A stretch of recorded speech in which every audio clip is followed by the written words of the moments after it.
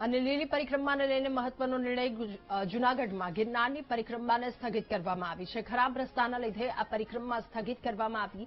જૂનાગઢમાં અવિરત વરસાદના કારણે પરિક્રમા રૂટ ધોવાયો છે. વહીવટી તંત્ર અને સાધુ સંતો સાથે ચર્ચા કરી ત્યારબાદ આ નિર્ણય લેવામાં આવ્યો. વરસાદથી જંગલ વિસ્તારોમાં રસ્તાનું ધોવાણ થઈ ચૂક્યું છે, ત્યારે લોકોની સુરક્ષાને ખાસ ધ્યાને રાખી પરિક્રમાને સ્થગિત કરવામાં આવી. આગામી દિવસોમાં હજુ પણ વરસાદની આગાહી છે. વધુ વરસાદ પડે તો લોકોની સુરક્ષા જોખમાય એ માટે આ નિર્ણય લેવામાં આવ્યો છે. વહીવટી તંત્ર અને સાધુ સંતોએ બધા ભેગા મળી કરી અને એક નિર્ણય લીધો છે કે જે તારીખ 1ની રાતે ને ઉગતી 2 તારીખે જે પરિક્રમાનું જે મુહૂર્ત હોય છે એ મુહૂર્ત ખાલી સાચવવાનું અને 5 સાધુ ખાલી પરિક્રમાની અંદર પરિક્રમા કરશે.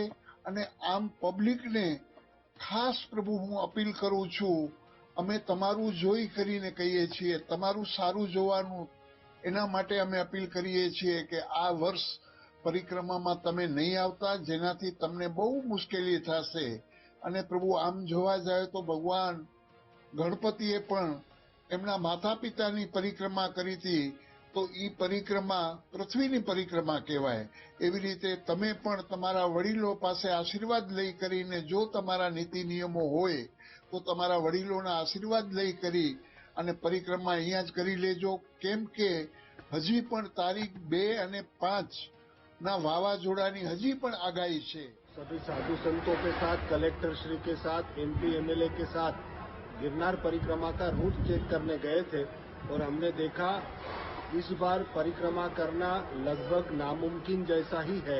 इसलिए मैं सबसे अपील करूंगा कि यदि आप आ रहे हैं तो गिरनार दत्तात्रेय भगवान के दर्शन करके उस परिक्रमा को पूर्ण मानिए, या अगर आपकी बहुत ज्यादा इच्छा है, संकल्प है, मन्नत है, तो आप जो रोड होता है उस रोड से भी परिक्रमा कर लेंगे तो भी वो पूरा माना जाएगा. घर में माता पिता की परिक्रमा कर ले तो भी आपकी परिक्रमा पूरी मानी जाएगी. गिरनार दर्शन से भी आपकी परिक्रमा पूरी मानी जाएगी. तो इस बार जो परिक्रमा है वो परंपरा रहनी चाहिए. इसलिए साधु संत मिलकर के प्रतीकात्मक परिक्रमा करने वाले हैं. आने वाले सभी भक्तों को मैं कहूंगा कि आप दर्शन मात्र से परिक्रमा को पूर्ण मानिएगा.